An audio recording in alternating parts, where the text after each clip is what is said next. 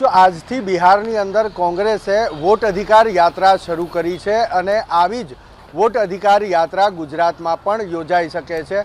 ગુજરાત વિધાનસભાનું ચોમાસું સત્ર 8મી સપ્ટેમ્બરથી શરૂ થવા જઈ રહ્યું છે। એ પહેલાં સરકારને સડક ઉપર ઘેરવાના પૂરેપૂરા પ્રયાસ કોંગ્રેસ કરવા માગે છે।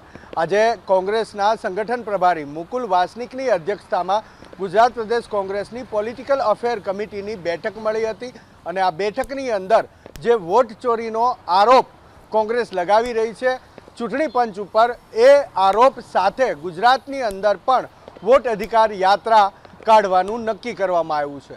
તારીખ નક્કી હાલ કરવામાં આવી છે। 30 અથવા તો 31 ઓગસ્ટના રોજ આ વોટ અધિકાર યાત્રા યોજાઈ શકે છે। કારણ એ છે કે બિહારમાં જે આજથી વોટ અધિકાર યાત્રા શરૂ થઈ છે એમાં 31મી તારીખે એ બ્રેકનો દિવસ છે। એટલે રાહુલ ગાંધી 30મી તારીખે બપોર પછી ગુજરાતમાં